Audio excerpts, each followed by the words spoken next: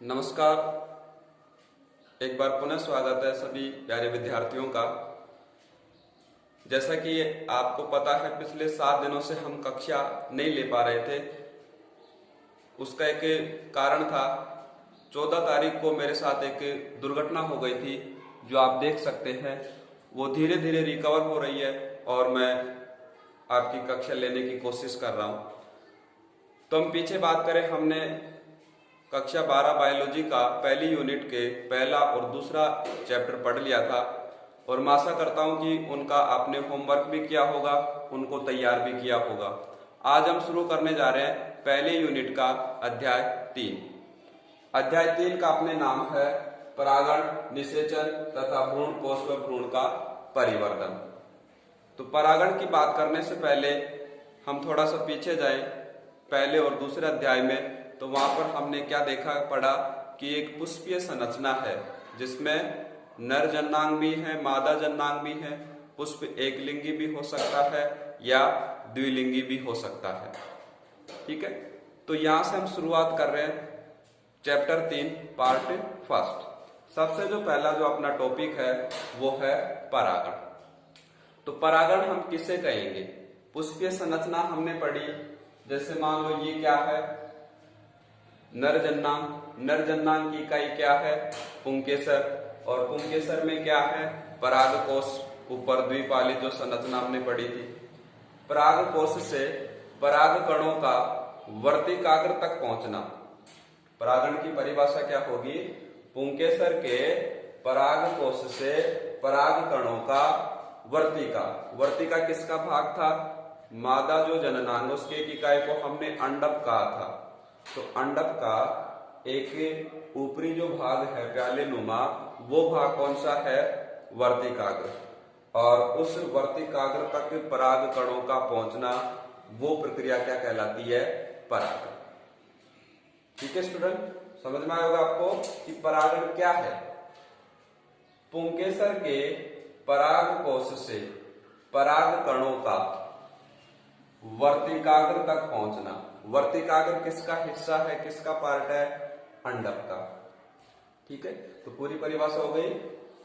पुंकेसर के पराग कोश से पराग कणों का अंडक के वर्तिकाग्र तक पहुंचना परागण कहलाता है।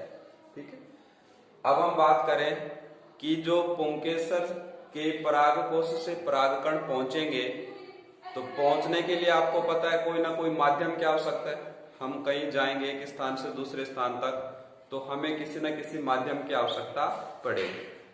तो जो परागकणों का स्थानांतरण है, उसके लिए भी माध्यम की आवश्यकता होगी। तो स्थानांतरण के लिए माध्यम की आवश्यकता पड़ती है और उस माध्यम की आवश्यकता के आधार पर आगे हम बात करेंगे परागण के प्रकारों की। तो नेक्स्ट टॉपिक अपना परागण के प्रकार। परागण के प्रकार किस आधार पर हम डिवाइड करेंगे? परागकणों का स्थानांतरण कैसे हो रहा है, उसका स्थानांतरण होने का माध्यम क्या है। तो सबसे जो पहला परागण का प्रकार है स्वपरागण। ठीक है, स्वपरागण की परिभाषा क्या होगी?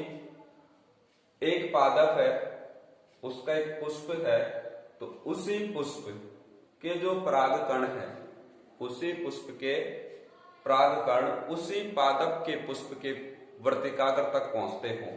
जैसे मान लो एक पादप है, उसका एक पुष्प है, उस पुष्प पर परागकण है, वो उसी पादप के, उसी पुष्प और उसी पादप, पादप भी एक है, पुष्प भी वही है, तो वो क्या कहलाएगा?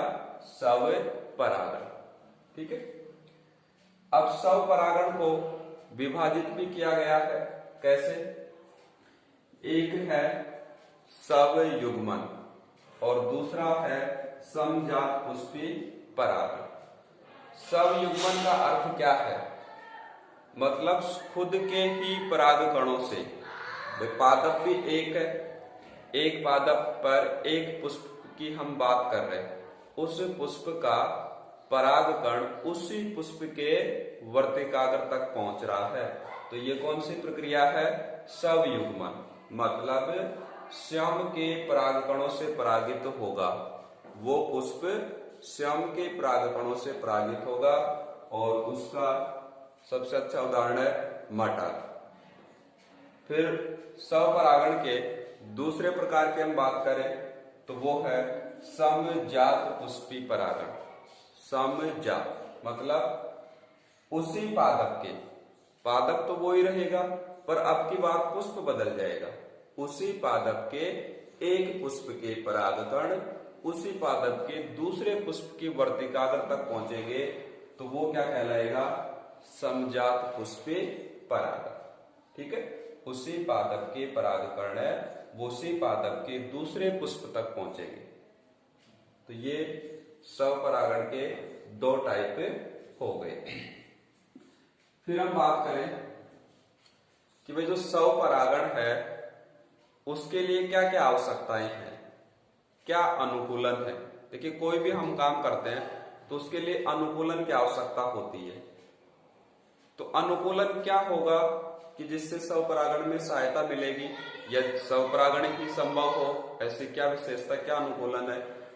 तो स्वपरागण के अनुकूलन है, सबसे पहला अनुकूलन उभय लिंगता।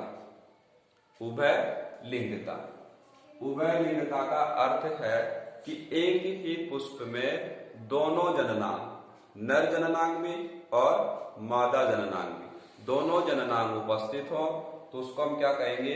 उभय लिंगता। जो उभयलिंगी पुष्प होते हैं जैसे मटर। ठीक है, स्वपरागण के लिए दूसरी विशेषता, दूसरा अनुकूलन है समकाल पक्वता। माना कि जो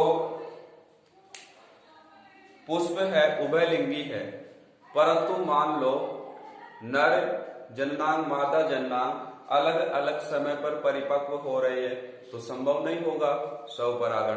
तो स्वपरागण के लिए आवश्यकता क्या है कि दोनों जननांग एक समय पर क्या होने चाहिए? परिपक्व होने चाहिए। इसको हम बोलेंगे समकाल पक्वता, जिसका उदाहरण है गुलाबास। ठीक है, तीसरा जो विशेषता अनुकूलन है स्वपरागण के लिए अनुन्मिल्यता। अनुन्मिल्यता थोड़ा सा विशेष है तो इसकी परिभाषा आप ध्यान रखें। कभी नहीं खुलने वाले पुष्प, मतलब ऐसे पुष्प कभी नहीं खुलते हैं, खिलते नहीं है, खुलते नहीं है। और सिंपल सी बात है कि जो पुष्प खुलेगा नहीं, खिलेगा नहीं, तो उसमें दूसरे पुष्प के परागकण तो आ ही नहीं सकते।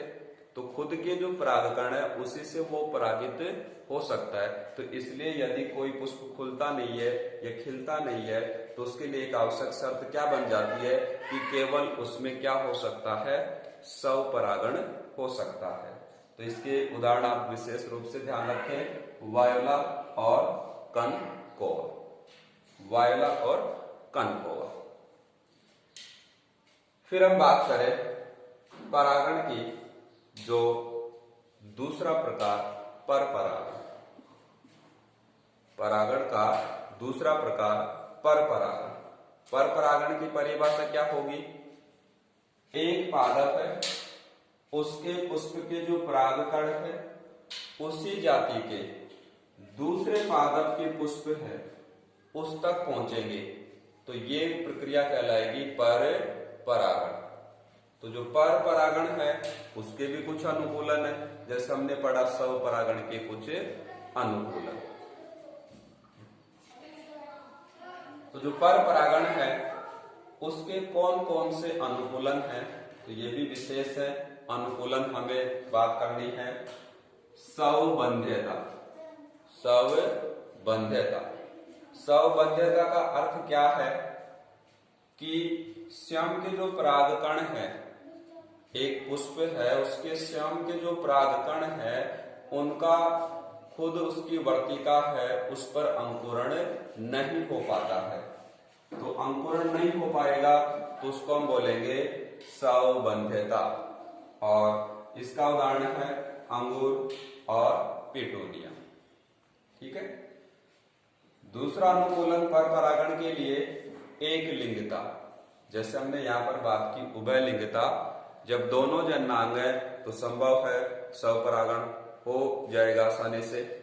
और यदि पुष्प ही एक लिंगी है तो उसको तो दूसरे पुष्प के परागकणों की आवश्यकता पड़ेगी, तो उसको हम क्या बोलेंगे, एक लिंगता।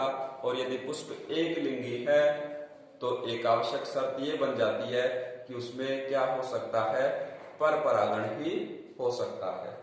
जैसे एक लिंगता का अर्थ है एक ही जननांग उपस्थित हो। ठीक है।